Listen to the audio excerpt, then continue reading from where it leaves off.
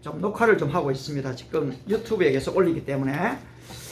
그런데 이 사도 바울은 사도이면서 사실 선교사지요. 또 선교사이면서 오늘날로 얘기하면 바로 이 목사입니다. 그분은 그런데 오늘 성경 본문에 보니까 전제 조건을 가지고 있습니다.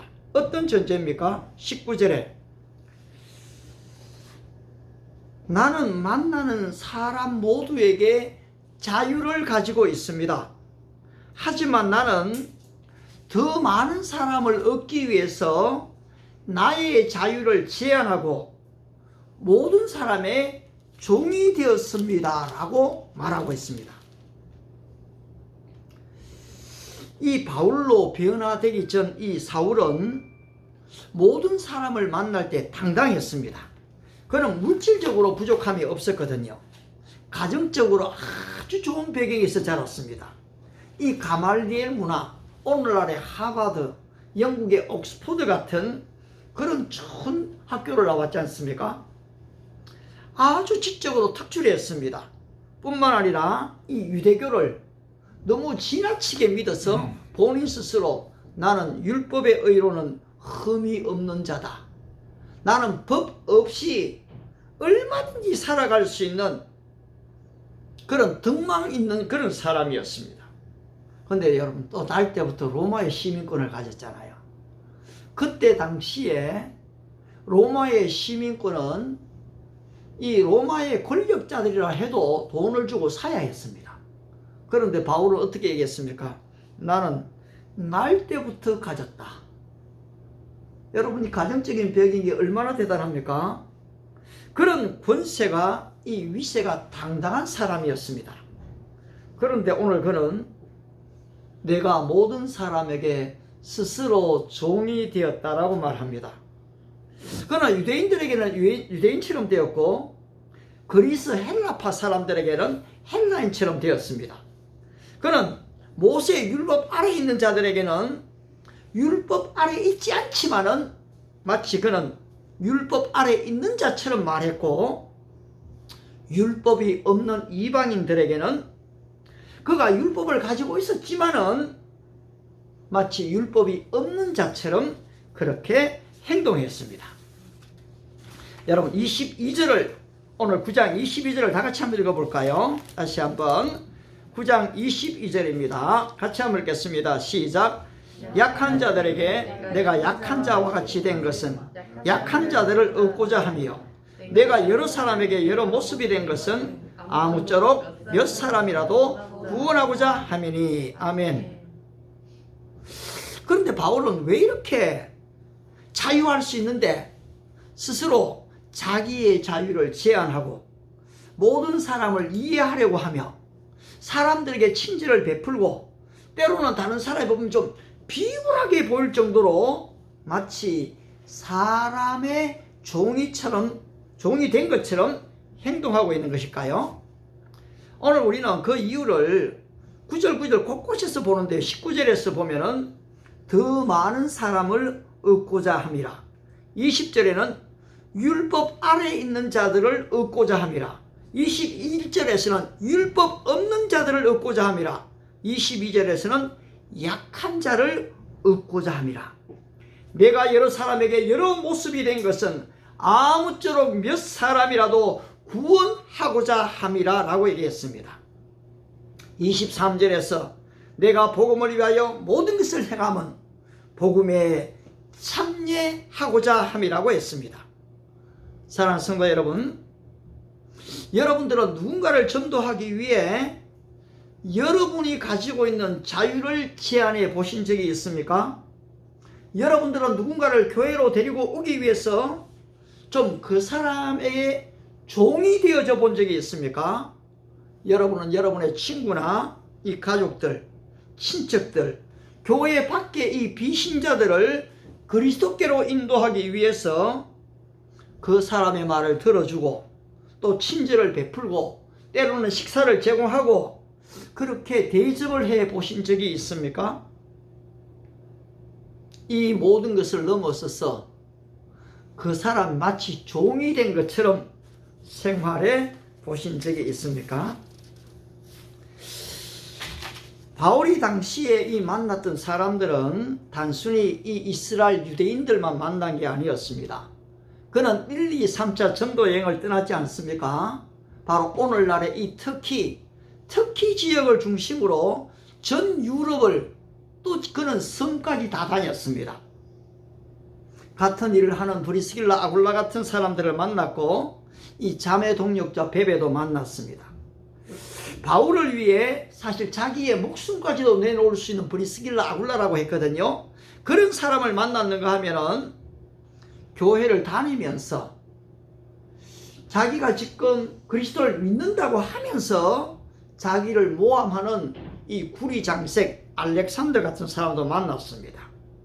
바울을 고발하는 수많은 이 고발자, 믿지 않는 자들을 만났고, 또 바울을 비난하는, 바울 선생님은 글은 좀 잘 쓰는데 말은 잘 못한다, 저분은 사도가 아니야 라고 비난하는 비난자들도 만났습니다. 그는 약자들에게는 한없이 약해졌습니다. 하지만 강자들에게는 그는 그들의 죄를 책망하면서 그들의 잘못들을 낱낱이 지적했습니다. 오늘 바울이 이러한 지금 모습은 바로 우리 주 예수 그리스도의 모습을 보여주고 있지 않습니까? 바울은 말했습니다. 여러분, 내가 그리스도를 본받는 자 된 것처럼 여러분은 나를 본받는 자가 되십시오 라고 얘기했습니다. 내가 그리스도를 본받는 자가 된 것처럼 나를 본받으라. 오늘 사도 바울이 이토록 자기의 자유를 제한하고 많은 사람의 종이 되기로 결심했던 그 이유가 무엇입니까? 그렇습니다. 예수 그리스도, 바로 예수님의 마음을 본받았기 때문에 그는 그렇게 살기로 작정했던 것입니다. 예수님은 십자가를 질 수도 있었고 거부할 수도 있으셨습니다. 그런데 예수님은 스스로 십자가를 선택하시지요. 예수님은 하늘나라 보좌 위에서 세세무궁토록 영광과 찬송과 경배를 받아야 하실 만왕의 왕, 만유의 주님이십니다.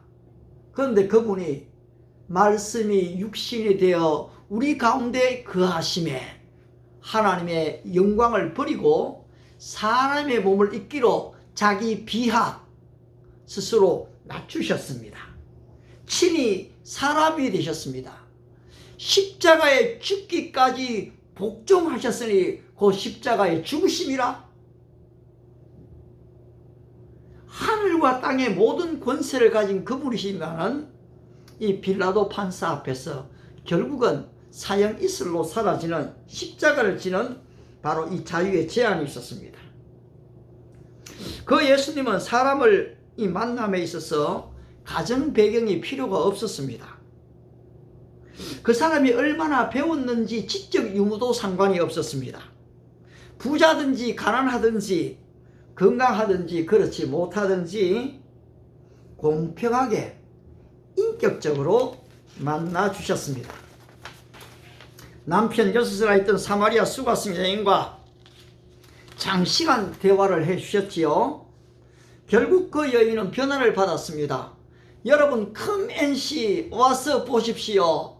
나에게 일어난 모든 일을 말한 그 사람을 와서 보십시오. 그 여인은 그리스도를 증거하는 놀라운 증인이 되었습니다. 국회의원 니고데모를 만났지요. 그에게 거듭남을 가르쳐 줍니다. 가늠죄로 현장에서 잡혀온 그 여인에게 많은 사람이 돌로 던져 죽이려고 하는데 너희 가운데 죄 없는 자가 바로 이 여인을 돌로 치라 하시며 그 여인을 죽음에서 건져내십니다.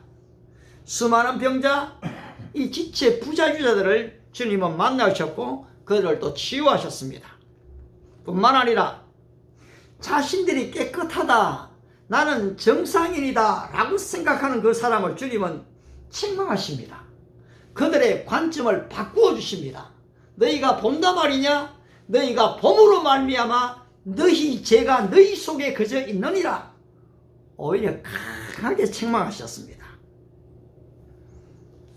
그 주님은 오히려 이 빌라도 판사를 재판하고 죽일 권세를 가지셨지만은 하나님의 의를 위해서 인류의 죄를 사하시기 위해서 친히 자신의 자유를 제한하셨고 십자가에 죽으셨습니다.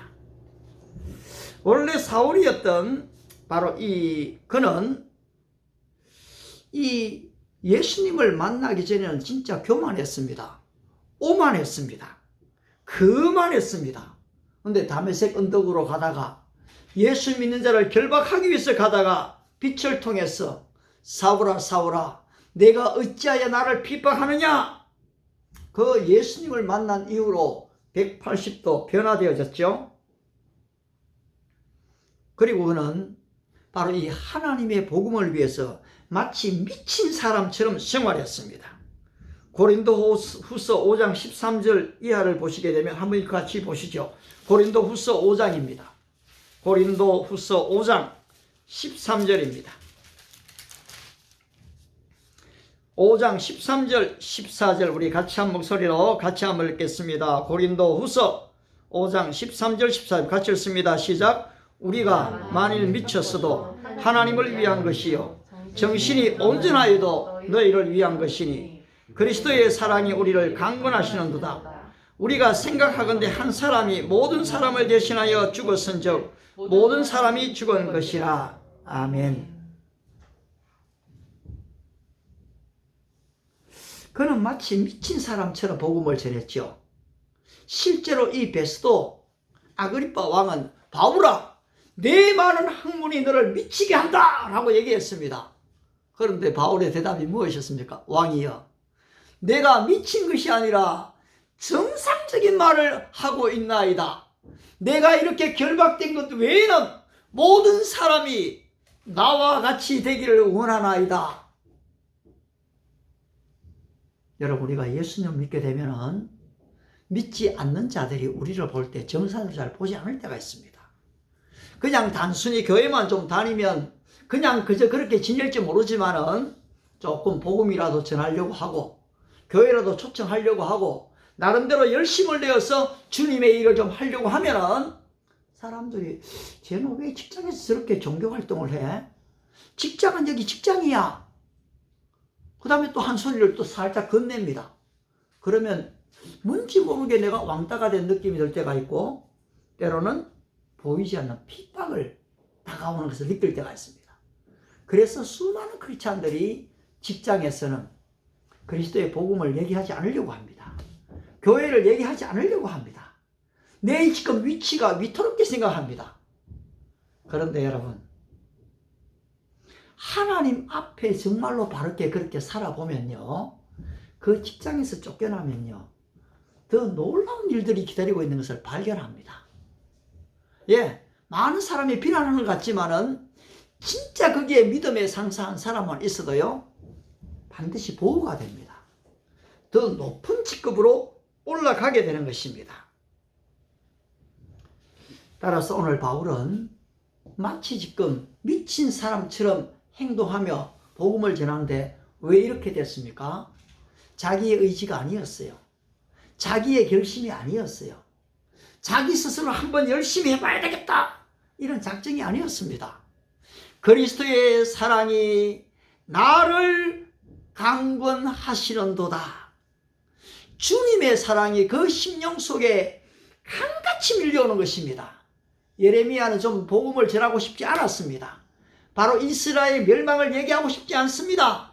전쟁의 경보를 들었지만 자기도 거기 선지자처럼 아 평화입니다. 나라는 살 것입니다. 얘기하고 싶습니다. 그런데 어떻습니까? 내가 다시는 여호와를 선포치 아니하며 그 이름으로 말하지 아니하리라 하면 내 중심이 불붙는 것 같아서 골수에 사무쳐서 바로 이 복음을 전한다고 했습니다. 저도 조금은 유별나게 예수를 믿었습니다. 나이 20살이 됐을 때 거리의 전도자가 됐거든요. 마이크를 들고요. 누가 마이크 사준 거 아니에요. 자전거를 끌고요. 동네에 가고 복음을 전합니다. 하나님은 살아계십니다. 하나님이 여러분을 사랑하십니다. 참 부끄럽게 느껴져요. 그런데 로마서 1장 16절을 읽으면 내가 다시는 여호와를 내가 복음을 전할지라도 부끄러워하지 아니하노니 이 복음은 모든 믿는 자에게 구원을 주시는 하나님의 능력이 됨이로다. 또 성경을 읽는데 예수님이 길거리에서 서서 외쳐가라사대. 여러분 예수님도 길에서 외치셨거든요. 회당에서만 가르친 게 아니에요. 예수님이 그러셨다면, 예수님을 닮아가는 게 우리의 삶의 목적이라면 그래야 되겠다 하고 사실 그렇게 살아왔는데요. 그랬더니만 결국은 신학교도 갖지 않는데도 전도사로 부르셨더라고요. 군대 현역으로 1급을 받는데 돌아오게 하시더라고요. 사람이 마음에 많은 계획이 있어도 그 걸음을 인도하시는 분은 여호와 하나님이시지 않습니까? 오늘 우리의 삶에 펼쳐지는 수많은 일들을 때로는 하나님의 뜻이 이거 뭡니까? 하나님 내 인생에 왜 이래 어려운 일이 계속 다가오고 있지요? 하나님 이거 내가 어찌하여 이 문제를 해결하겠습니까? 지금 적지 않은 눈물과 한탄으로 보내는 세월들이 많습니다. 그런데 여러분 오늘 사도 바울은 그리스도의 복음을 위해서 고난받기로 이미 작정을 해버렸습니다. 마치 지금 구약의 출애굽기의 이 모세가 바로 이 왕자의 위치지 않습니까? 그러나 하나님의 백성들과 함께 고난받는 것을 더 즐거워하고 일어나오거든요. 이것이 바로 우리 크리스찬의 삶이 되어야 되는 것입니다. 바울은 디모데에게 복음과 함께 고난을 받으라고 얘기합니다. 그런데 오늘날 우리 크리스찬들은 고난을 받고 싶지 않습니다. 왕따가 되고 싶지 않습니다. 소리를 듣고 싶지 않습니다. 그래서 복음을 안 전합니다. 크리스찬들을 보십시오. 여러분 불신자들 친구가 몇 명이나 있습니까? 자기들은 그냥 구원 받았다고 얘기합니다. 근데 교회에 옵니다. 자기들의 리그만 만들고 있는 것입니다. 바로 이것이 크리스텐덤 기독교 왕국인 것입니다. 이 기독교 왕국을 만들어서 그 안에 노래 부르고 잔치하고 칸타타하고 즐기는 것이 오늘날 바로 기독교가 되어버린 것입니다. 그런데 어떻습니까? 바울은 나가는 것입니다.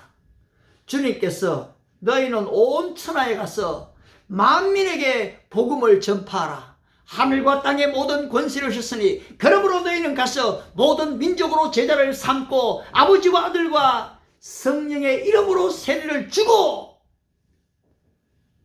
여러분 우리는 머물러 있으면 안 됩니다. 우리의 일터로 가야 됩니다. 우리는 사람을 만나야 됩니다. 나는 마치 오늘날 자그마한 우리 목회자들이요 조선시대에 스칼러 지금 선비들 학자들이 된 것 같아요. 일을 하나도 안 하고요. 그냥 그저 책이나 읽고 그냥 대접이나 받는, 아내는 고생고생해갖고 밥 해주면 그거나 먹는 그런 잘못 그런 유학자들의 이 삶을 산다면 이거는 불행입니다. 이거. 우리 주님께서는 현장을 가라고 하시거든요. 현장에 가야 됩니다. 그래서 사실은 좀 선교도 뭔지도 잘 모르지만은 10년을 서울대 가고 유학생들을 만나고 한국어를 가르쳤습니다. 가르치다 보니까 내가 이거 한국 사람인데도 제대로 못 가르치겠구나 싶어가 거기서 1년을 또 서울대에서 공부를 했습니다.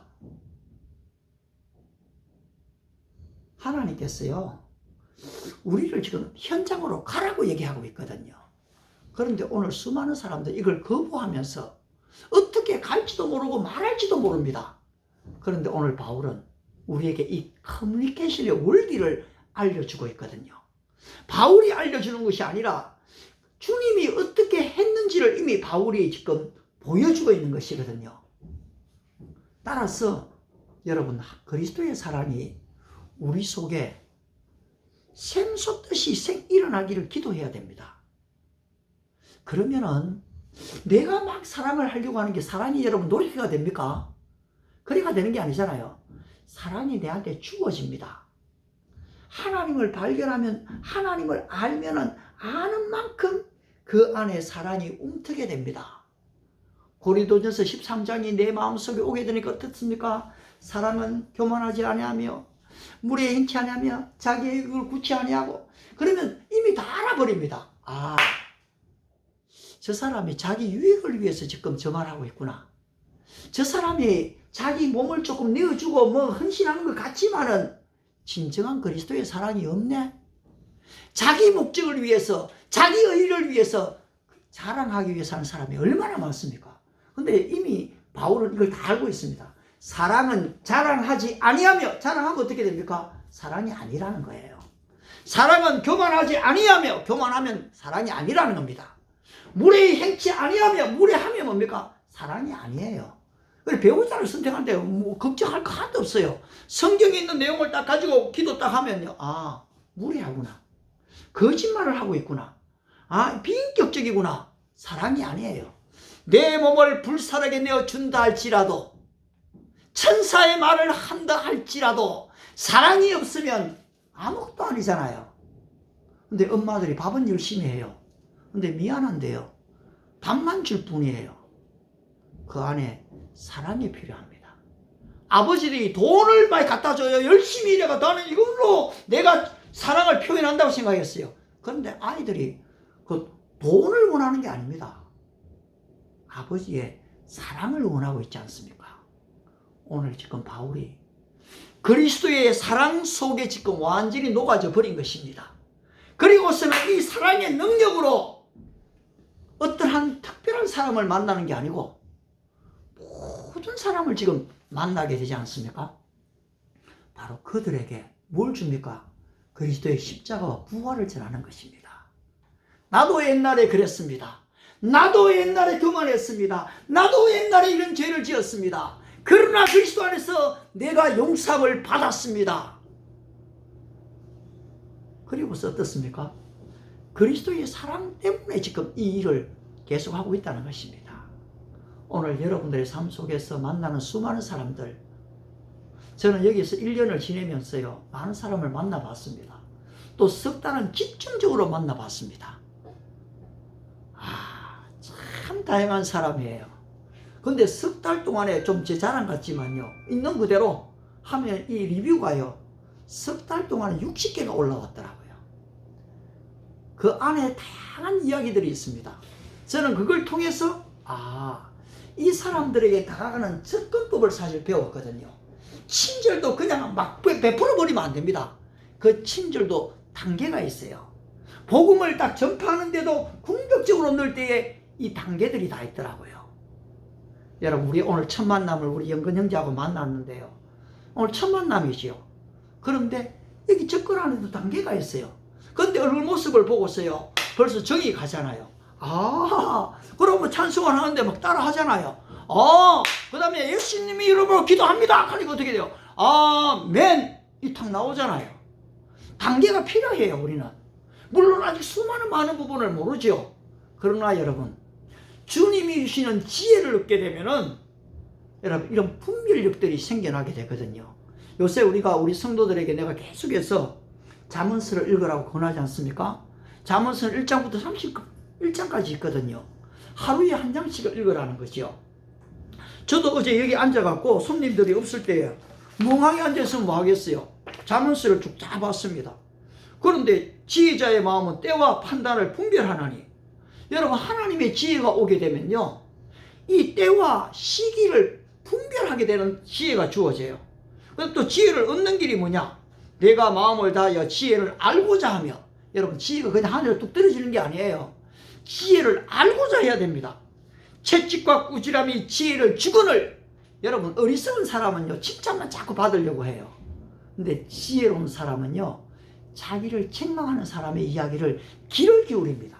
저도 성경을 읽을 때요, 그저 축복의 메시지만 받으려 하는 사람은 아직 어린 신자입니다. 그런데 어떻습니까? 바로 내 몫에 대인 십자가를 지고 나를 따라오너라. 주님의 십자가를 지고 하려고 하는 사람, 고난을 받으려고 하는 사람은 성숙해지고 하는 사람이거든요. 은을 구하는 같이 구하며 감추인 보배를 찾는 것 같이 찾아야 됩니다. 그런데 지혜도 단계가 있어요. 완전한 지혜가 있어요. 따라서 뭐라고 해야 합니까? 바로 정직한 자를 위하여 내가 완전한 지혜를 예비했다라고 얘기하거든요. 지혜의 출처가 어디냐?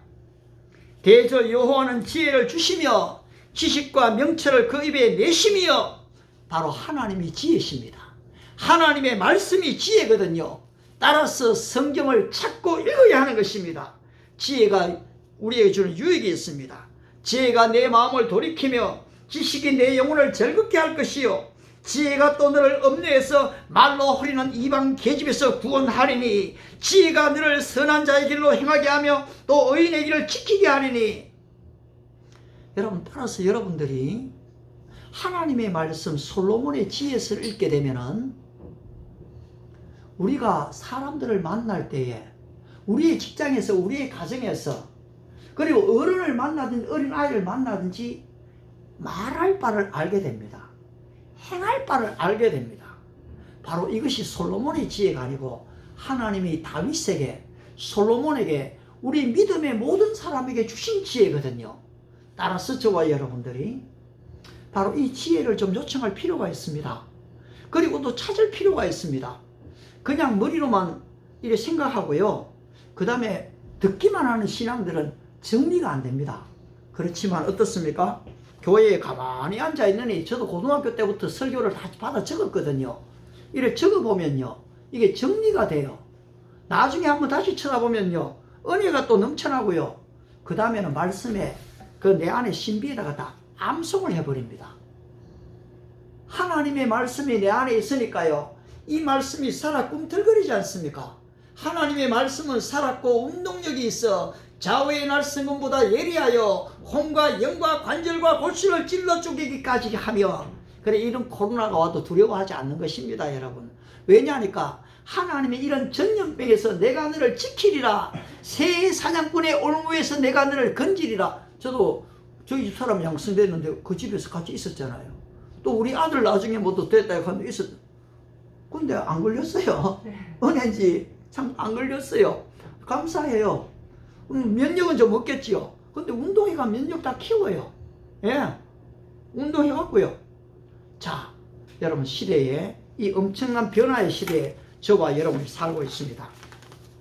그런데 오늘 이 한국 땅에 우리가 지금 살 때요, 너무나 많은 이 차별의 차별이 심하다는 걸 우리가 경험합니다. 계층 간의 갈등들, 영혼함의 갈등, 동서의 이 지역적 갈등들, 노사의 갈등들, 이념의 갈등들. 저는 사실 이념 이 갈등 때문에 제가 한번 미국을 가고 싶었어요. 왜냐하니까 대통령 트럼프를 당선시킨 그 피식하는 책을 어떻게 한번 읽다가요.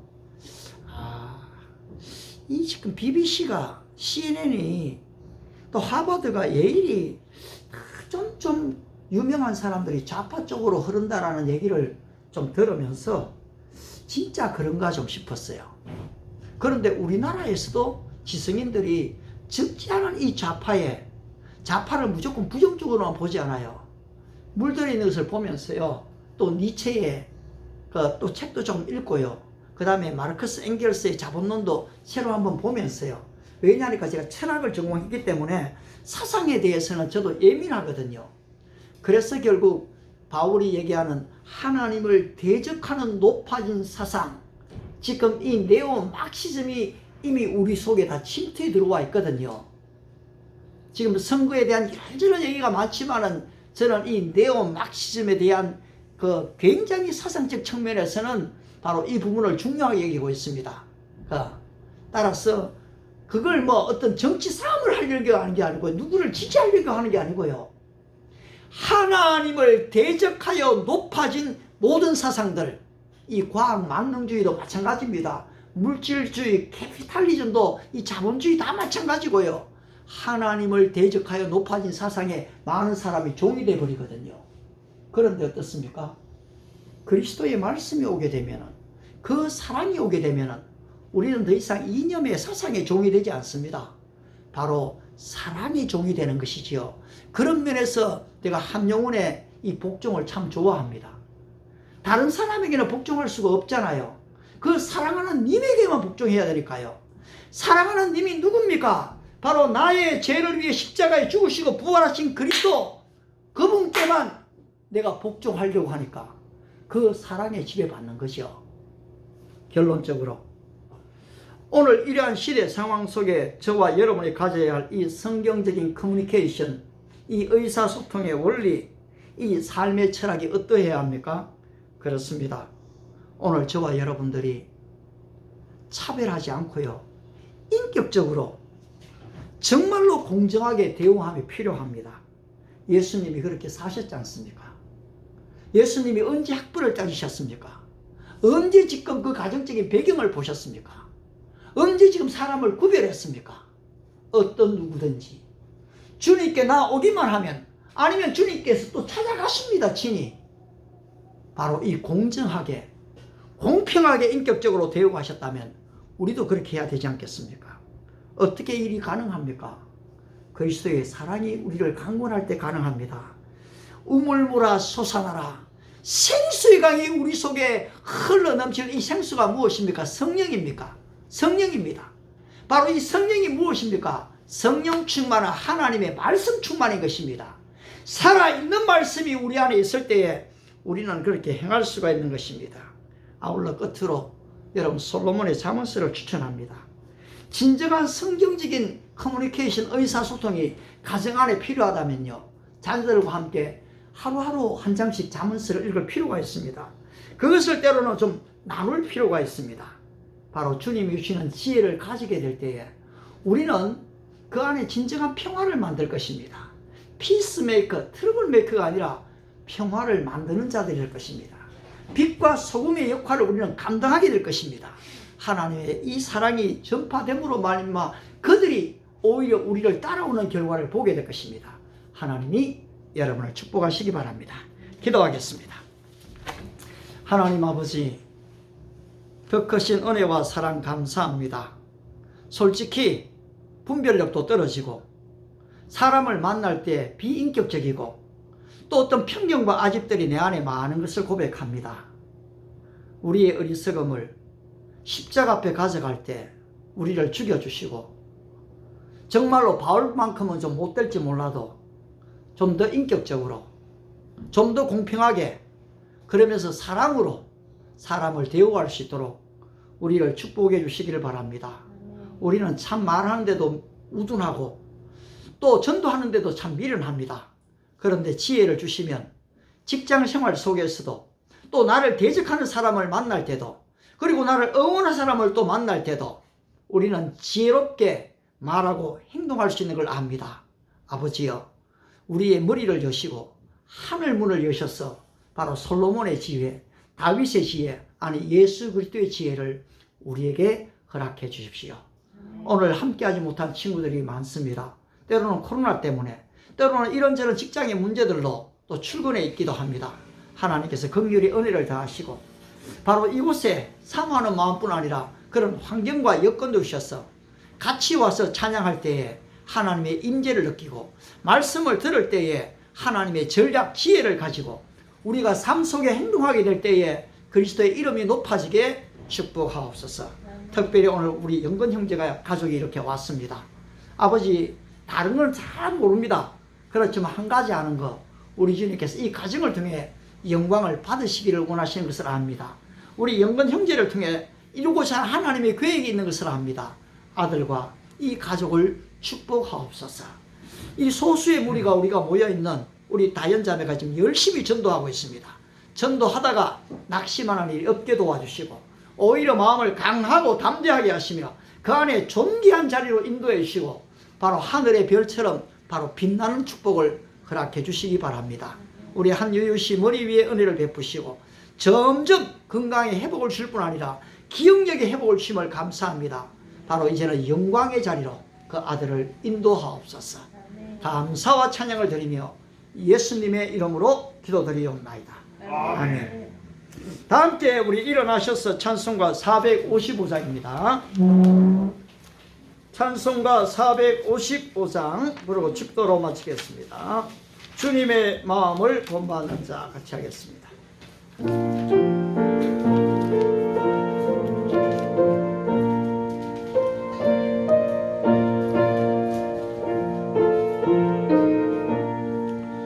주님의 마음을 본받는 자, 이 맘의 평강이 찾아 험악한 세상을 이미 험악한 세상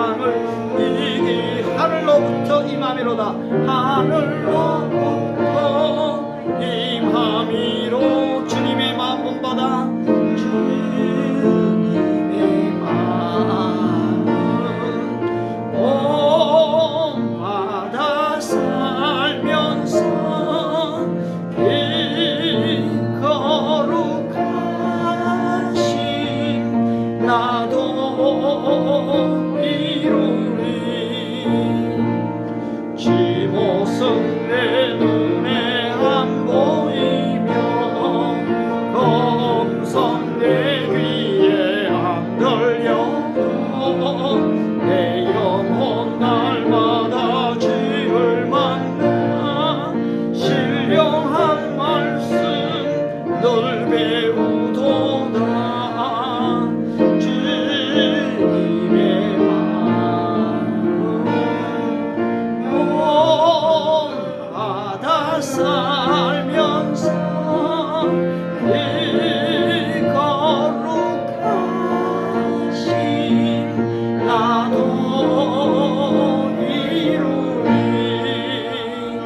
가는 길 거칠고 험하여도 내 맘에 불편이 없어. 십자가 고난을 이기신 십자가 고난을 이겨 주님의 마음 본받음이라. 주님의 마음 본받음이 주님의 마음 본받아. 주님의 마음 본받아 살면 거룩하신 거룩하신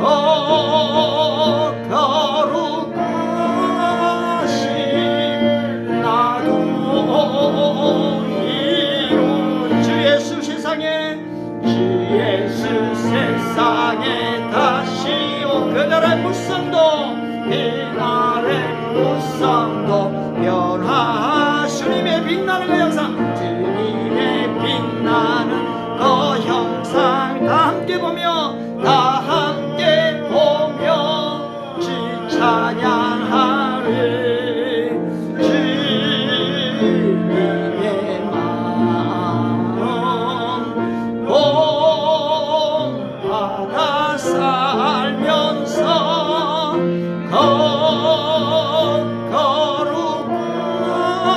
거룩하신 나도 이루리. 지금은 교회의 머리가 되신 우리 주 예수 그리스도의 은혜와 독생자를 이 땅에 보내신 하나님의 영원하신 사랑하심과 성령님의 감동 감화 위로 충만의 역사가 바울처럼 내가 여러 사람에게 여러 모양이 된 것다고 얘기한 것처럼 인격으로 공평으로 사랑으로 그리스도의 마음으로 모든 사람을 섬기기를 다짐하는 우리 글로벌 킹덤 교회 사랑하는 믿음의 식구들 머리 위에 그 가정 위에 직장과 생업과 사업과 자자손손들 위에 이 땅에 있는 모든 유학생 외국인 나그네들 머리 위에 이제로부터 영원토록 함께 있을지어다. 아멘. 아멘.